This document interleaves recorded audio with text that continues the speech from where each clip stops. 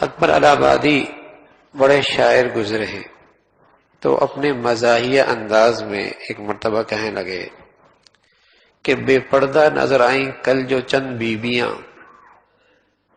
بے پردہ نظر آئیں کل جو چند بیویاں، اکبر زمین میں غیرت قومی سے گڑ گیا۔ پوچھا کہ آپ کا جو پردہ تھا کیا ہوا؟ کہنے لگی عقل پہ مردوں کے پڑ گیا۔ تم تو یہ پردہ کر کے نکلا کرتی تھی، تمہارا پردہ کہاں چلا گیا؟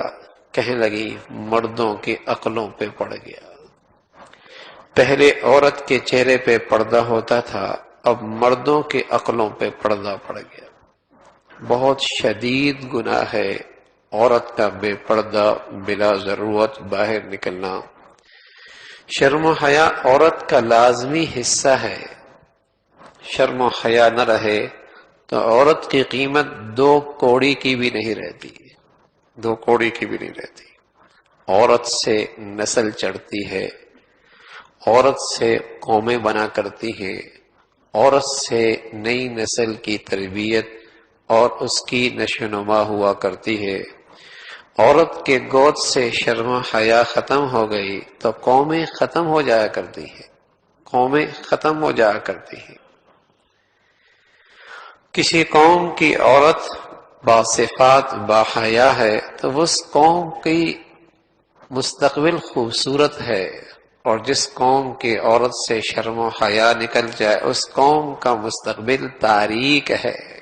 کون سنوارے گا، کون بنائے گا، کون تربیت کرے گا؟ تو رسول اللہ صلی اللہ علیہ وسلم نے جہاں عورت کو یہ عزت بخشی کہ الدنیا متاع وخیر المتاع المرأة الصالحہ، یہ عزت، یہ اعزاز، یہ قدر و قیمت بتائی کہ دنیا کی چیزیں برتری کی چیز ہے، استعمال کی چیز ہے، لیکن اس دنیا میں سب سے بہتر اور بھلی چیز نیک صالح عورت ہے، نیک صالح عورت ہے۔ اس دنیا میں سب سے بھلی اور قیمتی چیز نیک صالح عورت ہے۔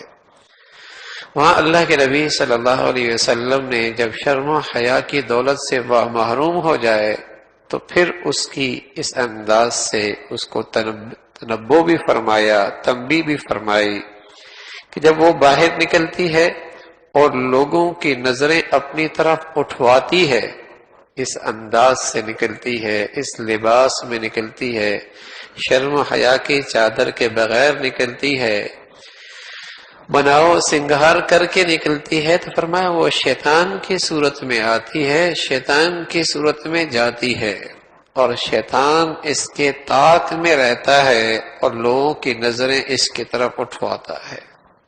جتنے لوگوں کی نظریں پڑتی ہیں اس کی لعنت اس پہ پڑتی ہے۔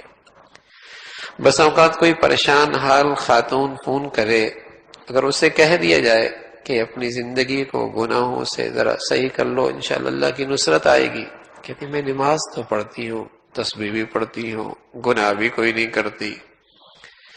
تھوڑی سی تفصیل پوچھی جائے، پردہ تو نہیں کرتی، ٹی وی تو نہیں چھوڑتی، یعنی اب یہ زندگی میں ایسے رچ بس گئے کہ ان گناہوں کی طرف نظر ہی کوئی نہیں، یعنی وہ اپنی بزرگی کی بھی قائل ہے، بزرگی کی بھی قائل ہے کہ میں تو بڑی تسبیح پڑھتی ہوں، بڑے وظیفے پڑھتی ہوں، بڑی نمازیں پڑھتی ہوں، بزرگی کی بھی قائل ہے۔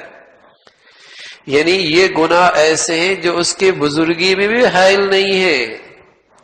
ہاں، یہ ایسے معاشرے میں رچ بس گئے، حالانکہ یہ ایسی نحوست ہے، ایسی نحوست ہے، 10 آدمی نے دیکھا تو 10 آدمی کی لعنت اور نحوست پڑی، گناہوں کا ذریعہ بنے، لعنت اور نحوست پڑی، گناہوں کا ذریعہ بنے، لعنت اور نحوست پڑی، گناہوں کا ذریعہ بنے، لعنت اور نحوست پڑی، گناہوں کا ذریعہ بنے، لعنت اور نحوست پڑی، گناہوں کا ذریعہ بنے۔